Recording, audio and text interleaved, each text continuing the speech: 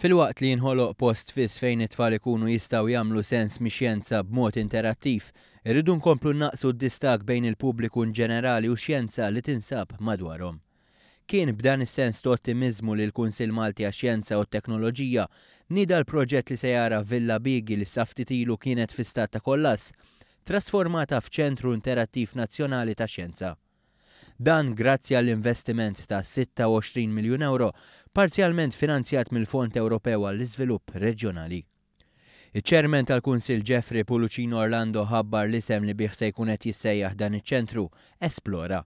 Mażul b'ċertu reqqa Puluccino Orlando fisser kif dan l-isem jiddefinixxi bl-aħjar mod lan ta' dan il-proġett. L-iskop ewlieni ta' dan iċ-ċentru li issa sejjaħnilu Esplora wara branding exercise intensiv u li kemm jista' jkun jintużjażma aktar tfal għal aktar take-up ta' science subjects, anke along the lines ta' dak li qed jinkoraġġina li nagħmlu il-Ministru Bartolo. Lilin mix-xjenza dan il-proġett se jkollu impatt fuq l-ekonomija tan-nofsinhar ta' Malta.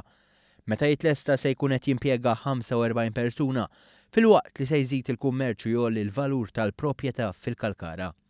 B'infrastruttura speċjalizzata, Esplora se jkun qed jospita fuq minn 200 esibizzjoni. Id-direttur tal-unit responsabbli mill-popolarizzar ta' xjenza Karla Zoppardi sostna li dawn se jkunu esibizzjonijiet li jingaġġaw l-tfal f'esperjenza interattiva. Nemnu li dak il-prinċipju fej huwa aktar bażat fuq talim inkwiżittiv jgħin li jumej oħra l-istudenti jkunu aktar joħorġu aktar naturali biex japprezzaw ix-xjenza x'inhi. Il-mexxej tal-proġett Nigel Paċaxa saħaq li Esplora se jkun qed jikkumplimenta s-sistema edukattiva, kulturali u soċjali ta' pajjiżna. Ħassejna li binja bħal di tant storika għandna nutilizzaw li b'mod ta' Science Center nutilizzaw wkoll fil-binja storika u hekk namalgamaw il-żewġ affarijiet f'daqqa. Il-proġett mistenni tlesta sal-aħħar kwart tas-sena d-dieħla biex jibda jopera l-bidu tal-2016.